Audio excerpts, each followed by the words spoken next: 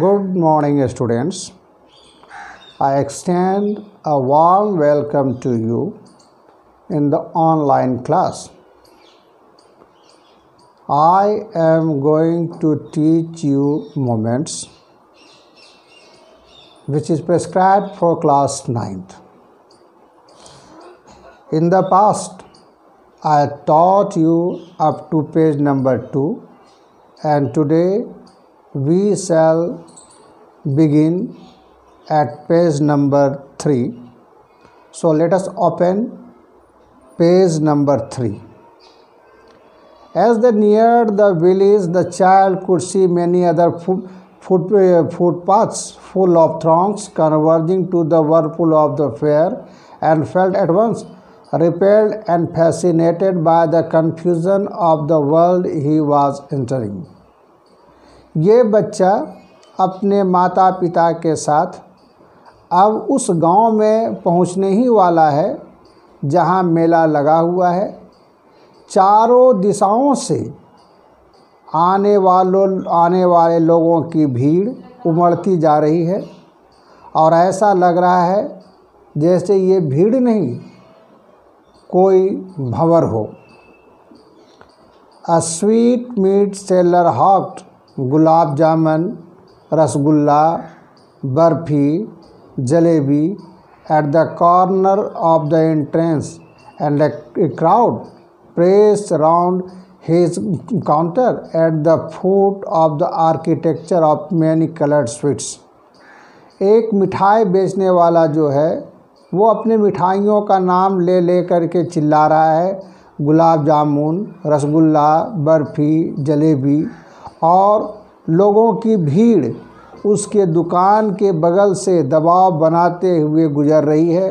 उसके दुकान पर तरह तरह की मिठाइयाँ बना करके रखी हुई है, decorated with the leaves of silver and gold. और ये मिठाइयाँ जो हैं तरह तरह के पत्तियों में, स्वर्ण पत्तियों में और चांदी की पत्तियों में, चांदी के वर्क में सजा करके रखी हुई हैं। The child stared open-eyed, and his mouth watered for the barfi. That was his favorite sweet. I want that barfi, he slowly murmured. ये बच्चा जब खुली निगाहों से बर्फ़ी को देखता है तो उसके मुंह में पानी आ जाता है, क्योंकि बर्फ़ी उसका फेवरेट मिठाई है। और वो कहता है, धीमे से फुसफुसाता है और धीमी आवाज़ में कहता है कि मुझे वो बर्फ़ी चाहिए। But he half knew as he begged that his plea would not be heeded because his parents would say he was greedy. लेकिन साथ ही साथ ये बच्चा ये भी जानता है कि वो बर्फ़ी के लिए जिद तो कर रहा है, लेकिन ये बर्फ़ी उसको मिलेगी नहीं, क्योंकि अगर वो बर्फ़ी के लिए अधिक जिद करेगा तो उसके माता पिता उससे कहेंगे, ऐसा लगता है जैसे तुम लोभी हो गए हो। So without waiting for an answer he moved on.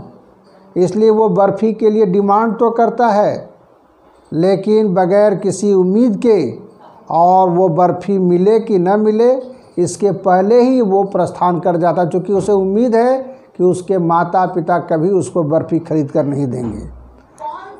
A flower seller hawked। इसी बीच फूल बेचने वाला जो है वो आवाज़ लगा कर फूल बेच रहा है। A garland of गुलमोहर, गुलमोहर की माला। A garland of गुलमोहर, गुलमोहर की माला। The child seemed irresistibly drawn। फूलों की माला को देख कर के ये बच्चा जो है फूलों की माला की ओर खींचा चला जाता है। He went toward the basket where the flowers lay heaped and half murmured, I want that garland। वो बच्चा फूल के माला की टोकरी की ओर बढ़ता है और धीमे स्वर में कहता है, मुझे वो माला चाहिए।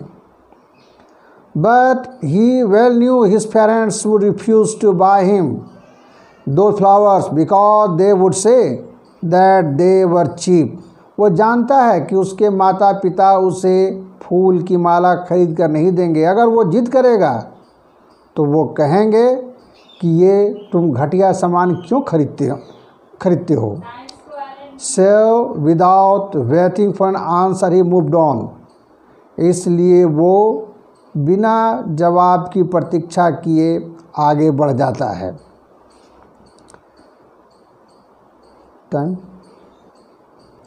A man stood holding a pole with yellow, red, green and purple balloons flying from it. उसके बाद वो देखता है एक आदमी जो है हाथ में एक पोल लेकर के, डंडा लेकर करके खड़ा है और उस डंडे में तरह तरह के balloon, red colour, green colour, purple colour के बलून जो हैं चारों ओर हवा में लहरा रहे हैं। The child was simply carried away by the rainbow glory of their silken colors, and he was filled with an overwhelming desire to possess them all. तरह तरह के उड़ते हुए बलून को देख करके उसके मन में एक इच्छा घर कर जाती है, बलवती इच्छा घर कर जाती है और वो उन सारे गुब्बारों को खरीदना चाहता है।